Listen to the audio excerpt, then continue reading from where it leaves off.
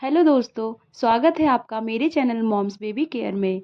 आज हम बात करेंगे कि आखिर बच्चा विकलांग क्यों पैदा होता है। गर्भावस्था के दौरान हर गर्भवती महिला चाहती है कि उसका बच्चा सुंदर और स्वस्थ पैदा हो, उसमें किसी प्रकार की विकलांगता ना हो। अगर आप भी चाहती हैं कि आपका बच्चा सुंदर और स्वस्थ पैदा हो, तो उसके लिए आपको पहले से ही तैयारी शुरू कर देनी चाहिए। गर्भावस्था के दौरान गर्भवती महिलाओं के खान-पान का सीधा असर उनके बच्चे पर पड़ता है। जब आप पहली बार माँ बन रही होती हैं, तो आपको जानकारी का अभाव होता है या फिर आपको बताने वाला कोई नहीं होता। इस वजह से गर्भवती महिला कुछ गलतियाँ कर बैठती है, जिस कारण बच्चा विकलांग पैदा हो सकता है।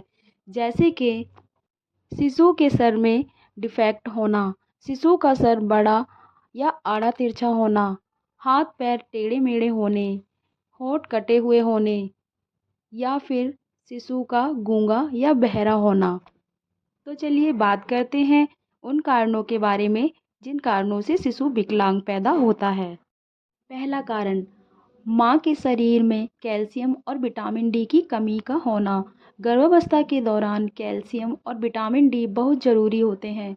अगर महिला के शरीर में कैल्शियम और विटामिन डी की कमी हो जाए, तो इससे गर्भ में पल रहे शिशु की हड्डियों की ग्रोथ सही से नहीं हो पाती, जिस कारण होने वाले बच्चों के पैरों में विकलांगता आने के चांस होते हैं। डॉक्टर गर्भवती महिलाओं को अक्सर प्रेगनेंसी में कैल्शियम की गोलियां का सेवन करने को कहते हैं। डॉक्टर जो भी दवाई आपको दे, चाहे वो फॉलिक एसिड हो, कैल्शियम हो या फिर आयरन की गोली, आपको उनका सेवन ज़रूर करना है। बाकी आपको प्राकृतिक रूप से भी विटामिन डी लेना चाहिए, जो कि हमें सूरज से मिलता है। आपको रोज़ सुबह सूरज के सामने धूप में बैठना चाहिए और विटामिन डी से युक्त खाद्य पदार्थ भी आपको खाने चाहिए। दूध में भी विटामिन भरपूर मात्रा में पाया जाता है, तो आप प्रेगनेंसी के दौरान दूध ज़रूर पिएं। पेन किलर का लेना, गर्भावस्था के दौरान अक्सर महिला को सर दर्द, हाथों पैरों में दर्द, पीठ दर्द आदि तकलीफ होती रहती है। ऐसे में कई बार महिला डॉक्टर की सलाह लिए बिना कोई भी पेन किलर खा लेती है। पेन किलर में ऐसे कंपाउंड्स होते हैं जो गर्भावस्था के लिए काफ़ी नुकसानदेह हो सकते हैं। इसके साथ ही आपके शिशु को विकलांग भी बना सकते हैं। इसलिए डॉक्टर की सलाह लिए बिना कोई भी पेन किलर अपनी प्रेगनेंसी में आप ना खाएं। ध्वनि प्रदूषण, प्रेगनेंसी के दौरान ज़्यादा शोरगुल वाले माहौल में नहीं रहना चाहिए। इससे बच्चा बहरा पैदा हो सकता है।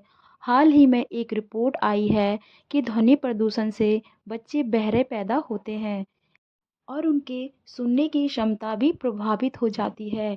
इसलिए ज़्यादा शोरगुल वाले माहौल में आप ना रहें। ज़्यादा शोर शराबा आपके लिए हानिकारक हो सकता है और आपके होने वाले बच्चे के लिए भी। ज़्यादा मात्रा में चाय कॉफ़ी पीना भी नुकसानदायक हो सकता है, या फिर किसी प्रकार का नशा करना, शराब पीना, सिगरेट पीना, कोल्ड ड्रिंक वगैरह, ये सब आपके बच्चे को नुकसान पहुंचा सकते हैं।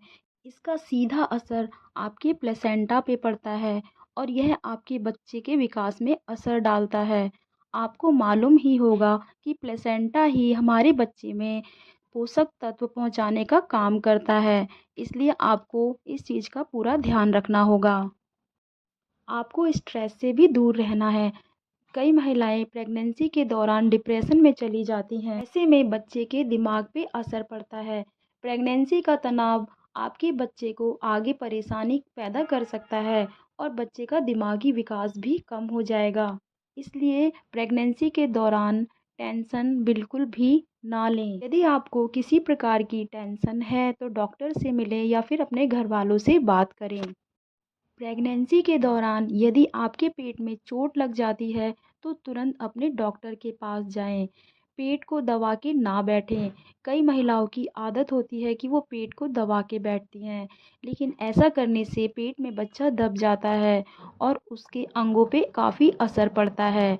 इसलिए सोते टाइम, उठते बैठते टाइम भी इस चीज़ का ध्यान रहे कि आपका पेट बिल्कुल ना दबे। इसके अलावा कई बार विकलांगता आनुवांशिक भी होती है, जैसे आपके फैमिली में यह परेशानी पहले से ही चली आ रही हो तो शायद आपके बच्चे को ये हो जाए। इसके अलावा यदि महिला को प्रेगनेंसी में कोई कॉम्प्लिकेशन है या कोई बीमारी है तो ऐसे में भी बच्चे को कोई परेशानी हो सकती है। तो फ्रेंड्स, ये थे विकलांग बच्चे पैदा होने के कुछ कारण। अगर आपको मेरी ये बताई गई जानकारी अच्छी लगी है तो प्लीज़ वीडियो को लाइक और शेयर करें और मेरे चैनल को सब्सक्राइब भी ज़रूर कर लें ताकि आगे आने वाली सारी वीडियो आप तक पहुंच सके। तो चलिए मिलते हैं अगली वीडियो में कुछ और नई जानकारी के साथ। धन्यवाद।